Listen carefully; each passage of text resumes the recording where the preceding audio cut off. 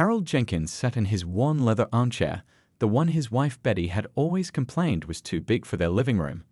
Now, 3 years after her passing, the chair remained in the exact same spot, a small act of rebellion Harold could finally enjoy without the loving eye rolls it once earned him.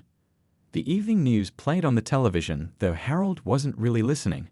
At 78, he found himself less interested in world events and more focused on the small universe of his own home.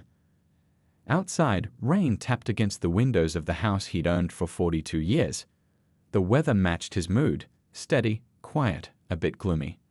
Harold reached for his cup of tea, now cold. His day had followed the same pattern it always did. Coffee at 7, toast with jam, a walk around the block if weather permitted, lunch at noon sharp, afternoons in the garden or with a book, dinner at 5, and evenings with crossword puzzles or old movies. Today had been a crossword day, but he finished the puzzle faster than usual. Now what? His gaze drifted to the row of photographs lining the mantelpiece. His son David lived in Oregon with his wife and kids. His daughter Linda was in Florida. They called every Sunday like clockwork, but the conversations grew shorter each week. "How are you, Dad?" "Fine, just fine."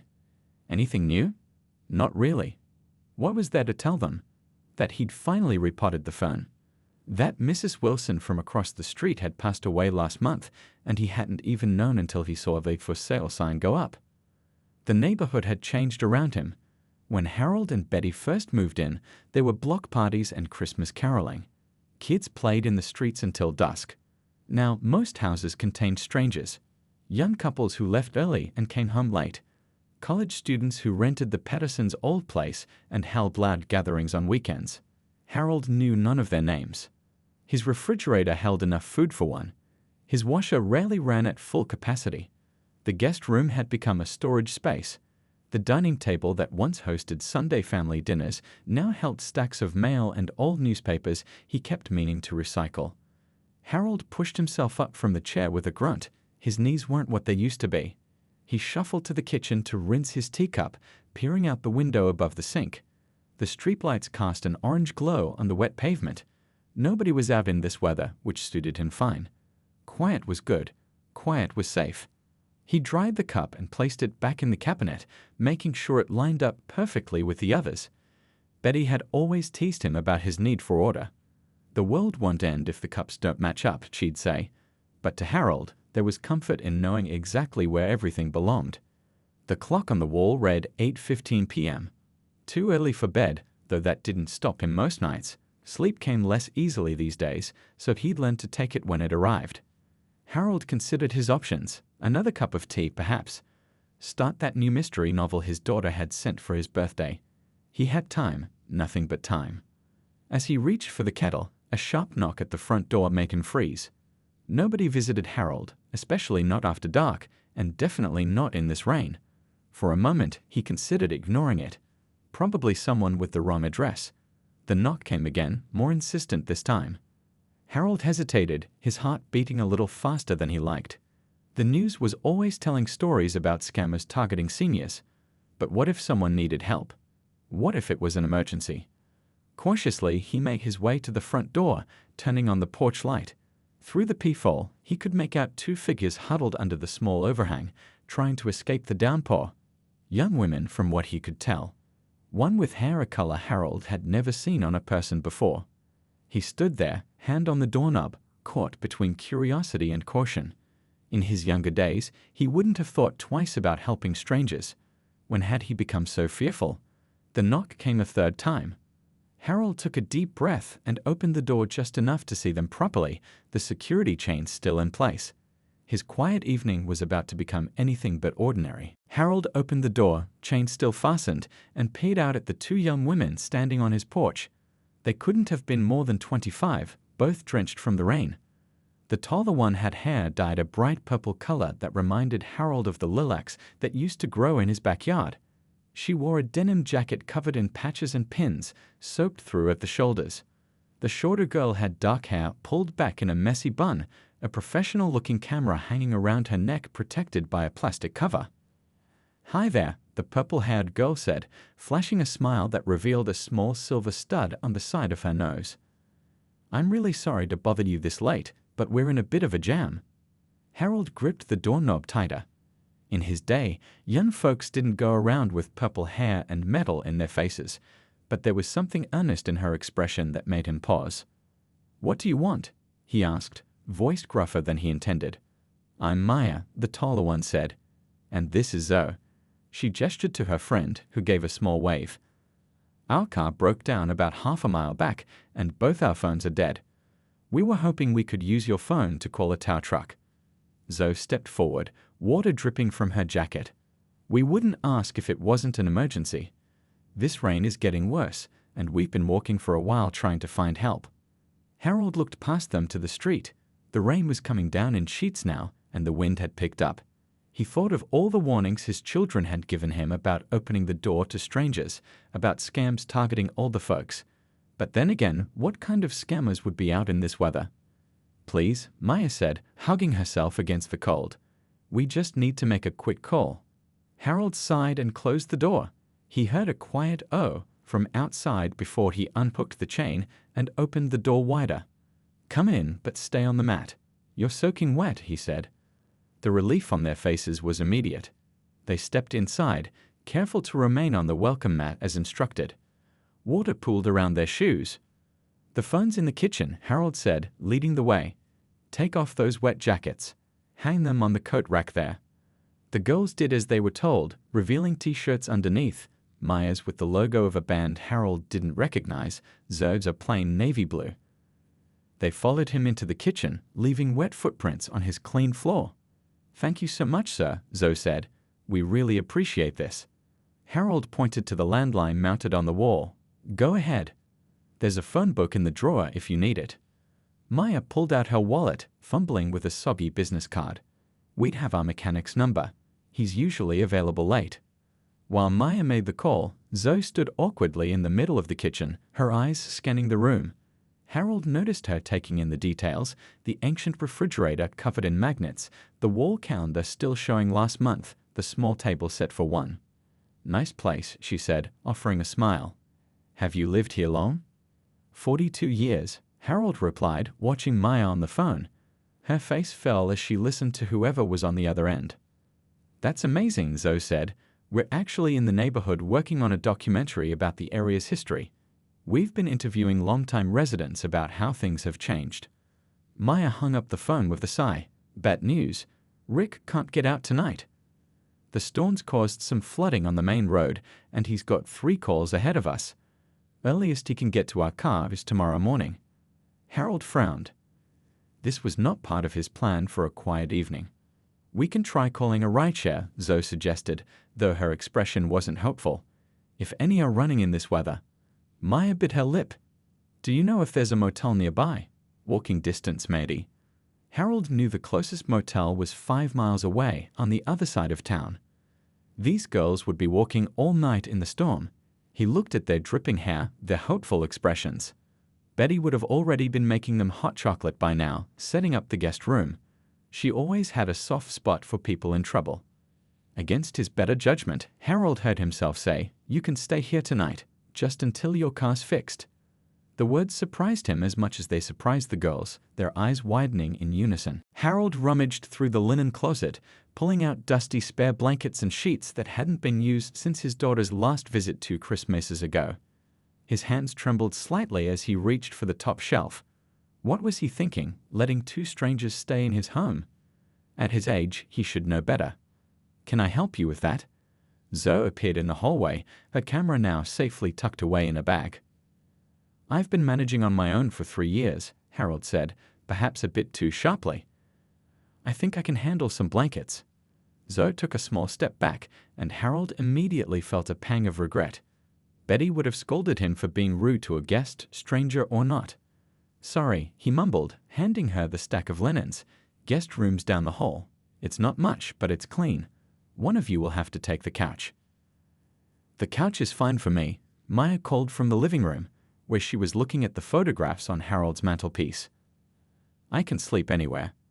Harold watched as she picked up a framed photo of him and Betty on their 40th anniversary. Something about seeing those young hands holding his personal memories made his stomach tighten. "That's my wife," he said, walking over to her. Betty. Maya carefully placed the frame back exactly where she'd found it. She's beautiful. How long were you married? 45 years. Harold straightened the frame slightly. She passed 3 years ago. Cancer. I'm sorry, Maya said, and there was something in her voice that didn't sound like the empty sympathy Harold had grown used to. That's a long time to spend with someone. Not long enough, Harold replied before he could stop himself.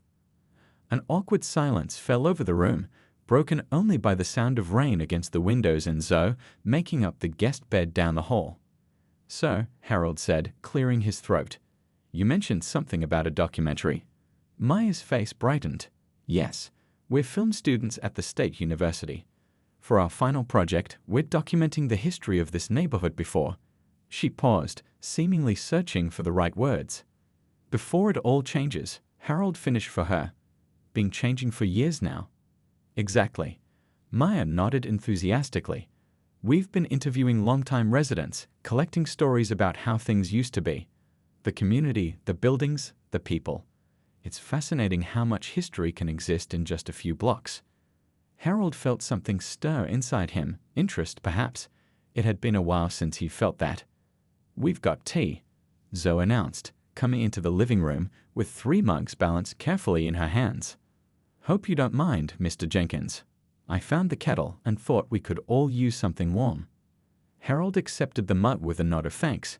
He couldn't remember the last time someone had made him tea in his own home.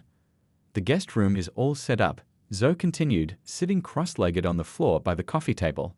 And I hung our wet clothes over the shower rod, if that's okay. Fine, Harold said, taking a sip of the tea. Earl Grey, his favorite. The girl had chosen well. So how long have you lived in this house, Mr. Jenkins?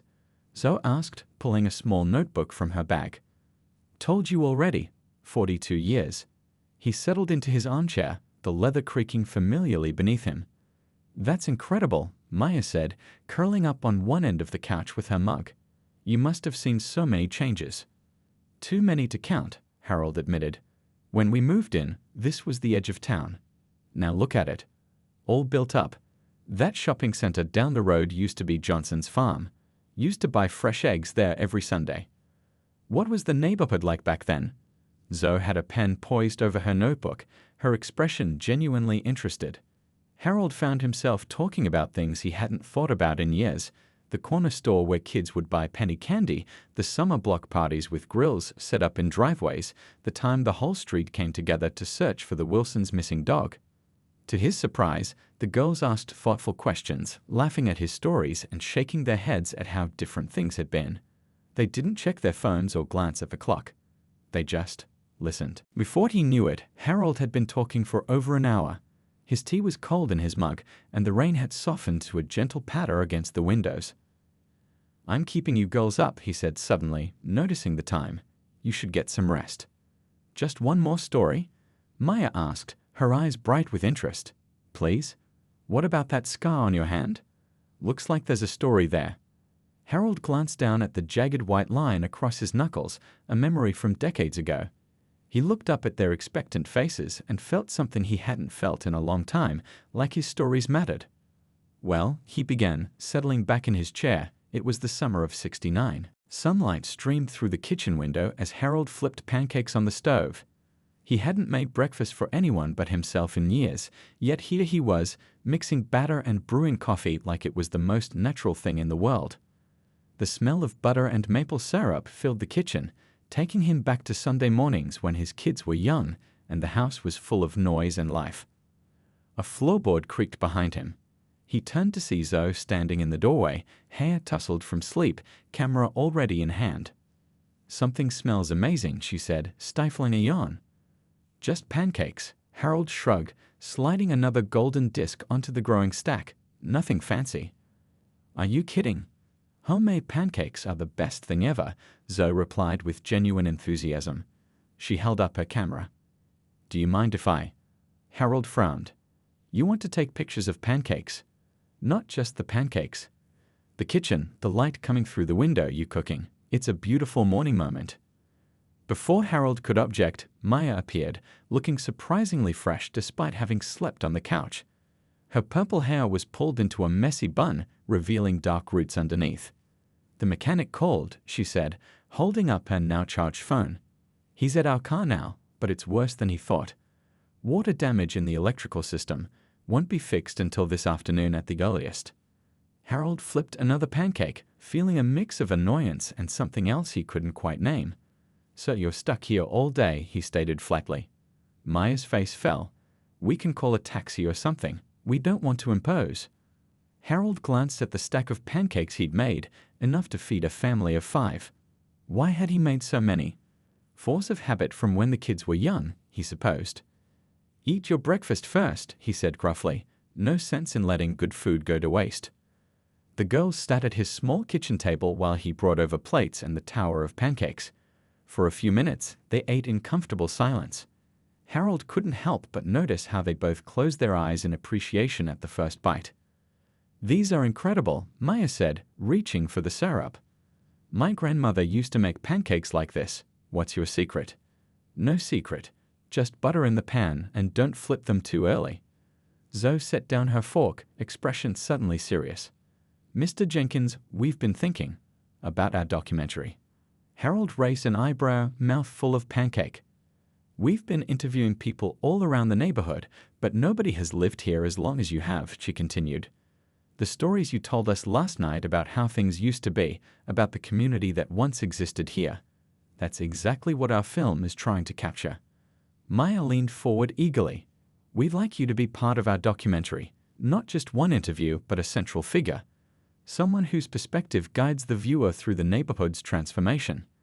Harold nearly choked on his coffee. "Me? On camera? Talking to strangers?" "It wouldn't just be talking," Zoe explained.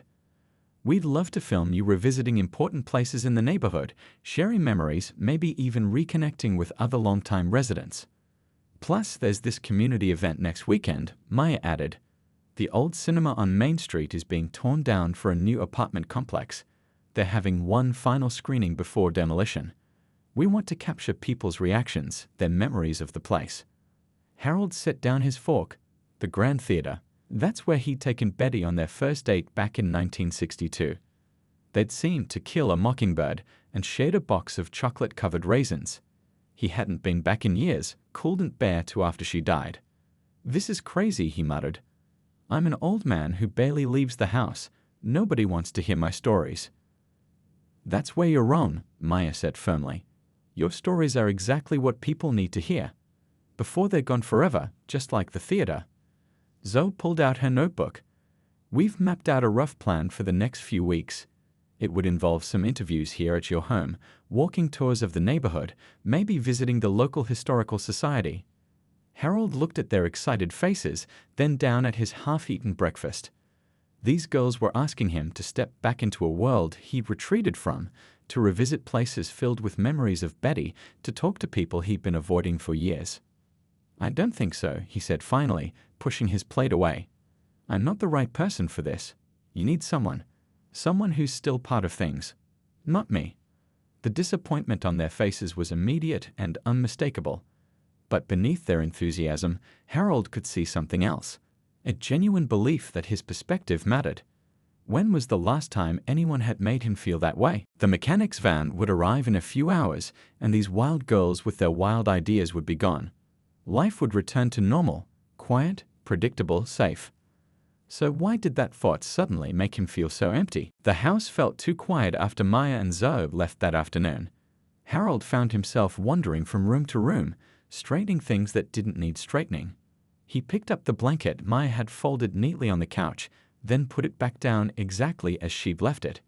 In the guest room, he noticed Zoe had made the bed with hospital corners, just like Betty used to do. Harold sat on the edge of the bed and sighed. The girls had thanked him profusely before leaving, pressing a piece of paper with their phone numbers into his hand, in case he changed his mind about the documentary. He'd stuffed it into his pocket without looking at it. What was there to change his mind about? He wasn't documentary material. Just an old man with old stories nobody cared about. The phone rang, startling him. Probably a telemarketer. He almost didn't answer, but decades of ingrained politeness won out. "Hello. Dad, it's me." His daughter Linda's voice brought a small smile to his face. Well, this is a surprise. It's not Sunday. Can't a daughter call her father on a Wednesday? She laughed, but Harold could hear the concern underneath. How are you doing? Everything okay? Fine, fine, just the usual. You sound different, Linda said. Did something happen? Harold hesitated. Should he tell her about the girls? About their strange request? Linda worried enough about him as it was. Dad, you still there? I had some visitors yesterday, he said finally. 2 young women, film students. Their car broke down in the storm, so they stayed the night. The silence on the other end of the line lasted so long Harold thought they'd been disconnected. You let strangers stay in the house? Linda's voice rose an octave. Dad, they could have been anyone. They could have robbed you or worse. They were just kids, Harold defended, surprising himself. Nice girls. Polite. That's exactly what they want you to think. Remember Mrs. Donovan down the street? Those nice young men who offered to fix her roof took her for thousands. Harold pinched the bridge of his nose. These weren't scammers, Linda. They're making a documentary about the neighborhood. Actually, they wanted me to be in it. Another long pause. A documentary? Her voice softened slightly. What kind of documentary? About how the area's changed. They're interviewing long-time residents. He walked to the window, looking out at the street where he'd lived most of his adult life. They want me to talk about the old days, visit places around town. And what did you tell them? I said no, of course. Harold watched a young couple pushing a stroller past his house. New neighbors he hadn't met yet. What would I even say? Linda was quiet for a moment. You know, Dad, it might not be such a bad idea. Now it was Harold's turn to be silent. I mean it, she continued. You've been so isolated since Mom died. Maybe getting out, talking about the past, connecting with the community again, maybe it would be good for you. I'm perfectly fine as I am, Harold insisted, though the words sounded hollow even to his own ears. Dad. Linda's voice grew gentle, the way it did when she spoke to her own children. Mom wouldn't want you living like a hermit. She always said you were the life of every party. Harold swallowed hard. That was a long time ago. Remember what she made you promise? At the end? Of course he remembered. How could he forget anything about those final days? Betty, thin and pale in the hospital bed, squeezing his hand with surprising strength. Promise me you'll keep living, Harry, really living, not just existing. He'd agreed, of course, would have promised her anything. But living without her, really living, seemed impossible after 45 years together. I know you missed her, Linda said softly. We all do. But you're still here, Dad. You still have life to live. After they hung up, Harold sat in his armchair, Betty's photograph in his lap. He traced her smile with his fingertip, remembering how she'd looked the night they went to the Grand Theatre on their first date. How nervous he'd been. How she'd laughed at all the right moments in the film, her hand finding his in the dark. The Grand Theatre, being torn down next weekend. With shaking hands, Harold pulled out the crumpled paper from his pocket and smoothed it on his knee. Maya and Zoe's phone numbers stared back at him. His fingers hovered over the landline. What would he even say to them? He set the paper aside and instead pulled out the old photo albums from the bottom shelf of the bookcase. He hadn't looked at them since Betty died, cool and bare too. But now he found himself turning the pages slowly. Their wedding day. The children as babies. Birthdays, Christmases, summer vacations. And there it was, a faded color photograph from 1972. Main Street during the summer festival, the Grand Theatre's marquee visible in the background. Betty in a yellow dress, laughing at the camera. Their children, small and sunburned, eating ice cream cones. A whole world that no longer existed except in his memory. And soon the theater would be gone too, taking one more piece of that world with it. Harold closed the album and looked again at the paper with the girls' phone numbers. Maya nearly dropped her coffee when her phone rang the next morning. She fumbled to answer it, not recognizing the number. Hello. It's Harold. Harold Jenkins. His voice sounded different on the phone, more hesitant. From yesterday.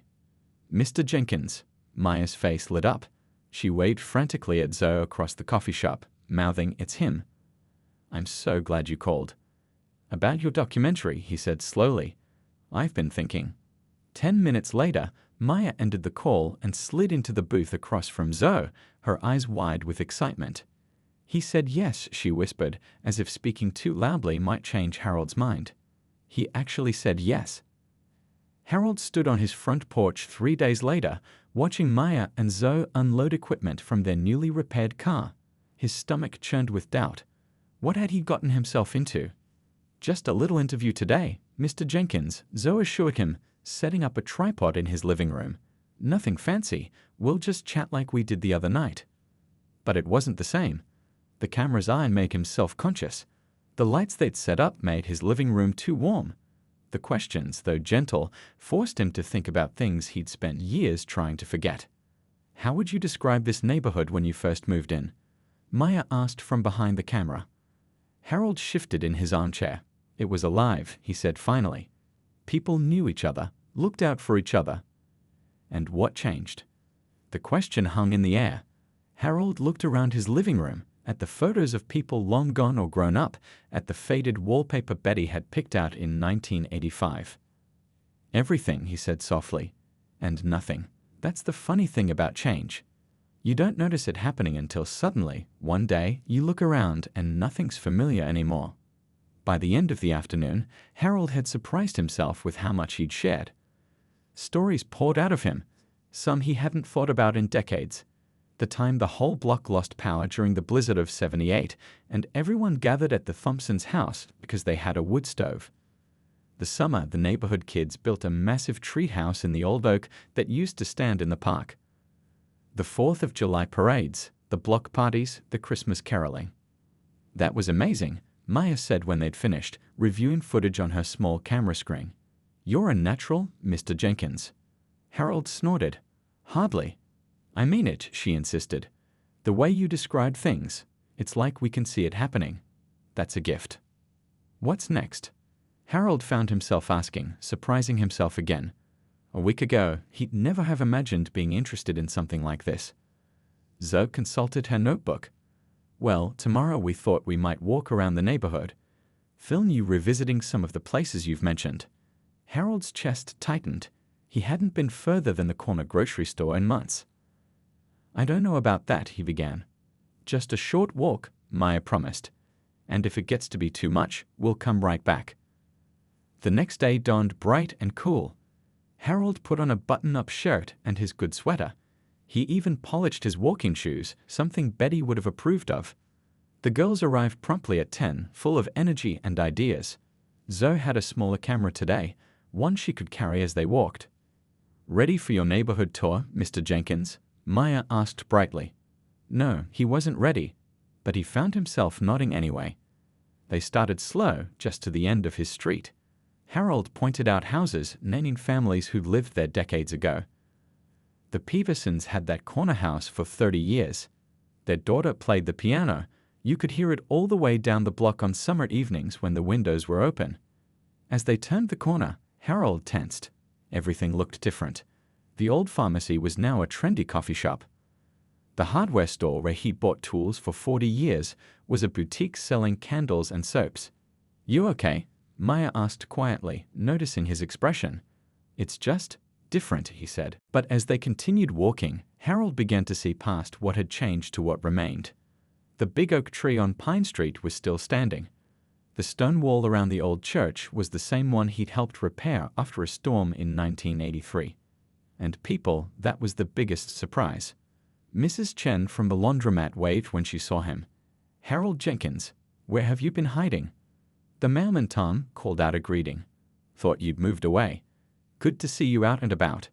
By the time they reached the park 2 blocks away, Harold was pointing things out without prompting. This used to be all swings and slides, he told the camera. Betty would bring our kids here every Saturday morning while I fixed things around the house. Then I'd meet them for a picnic lunch right over there, under that big maple tree.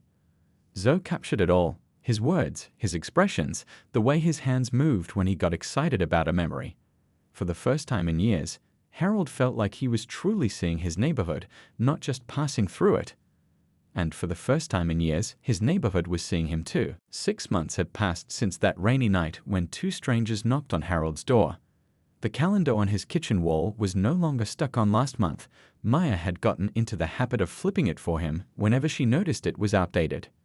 Harold adjusted his tie in the mirror, a nervous habit from his teaching days. He hardly recognized the man staring back at him. His hair was neatly trimmed, his eyes brighter than they'd been in years.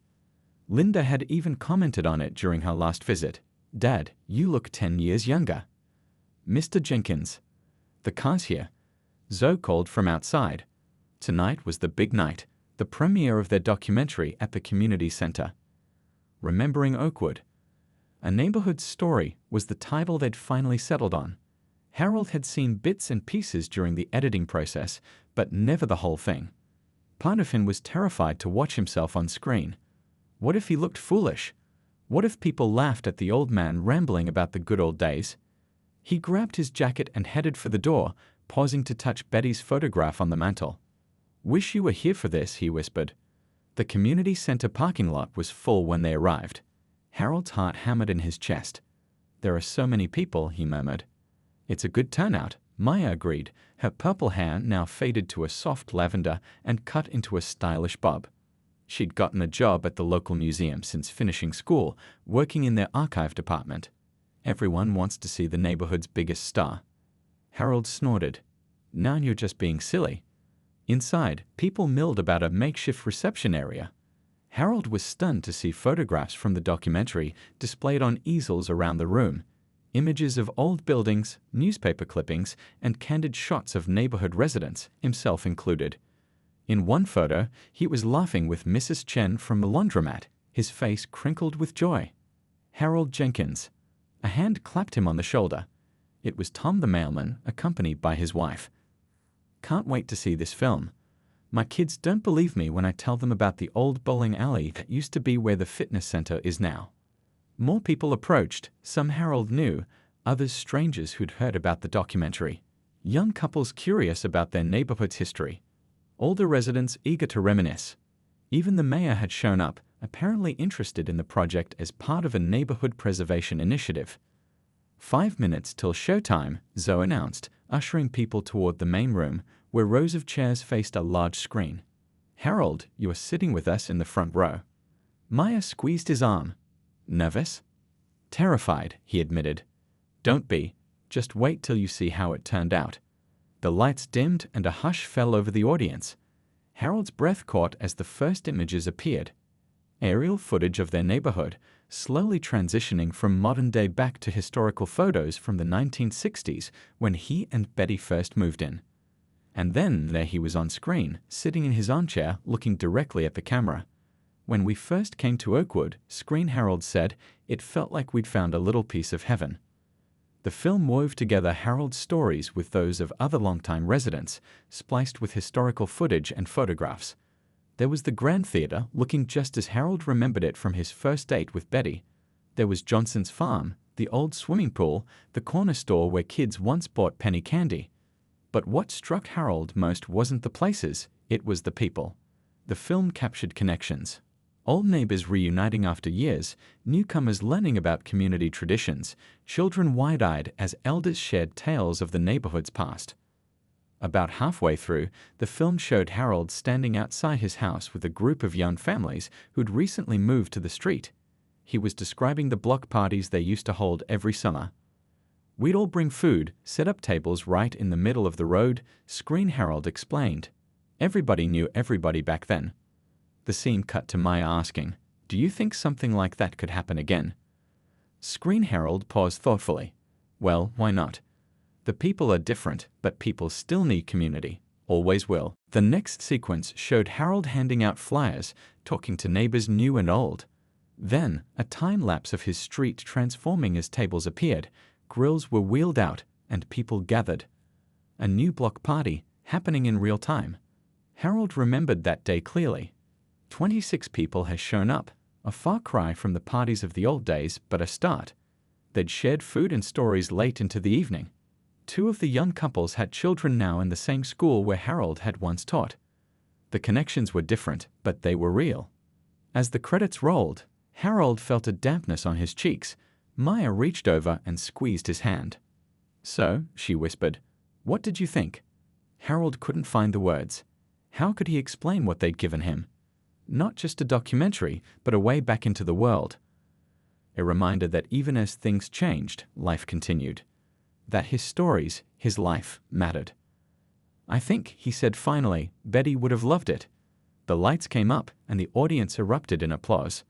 Harold Jenkins, once the lonely old man in the house at the end of Oak Street, stood to face his community, past, present, and future, all gathered together in one room because of a rainy night, a broken-down car, and two wild girls who had knocked on his door.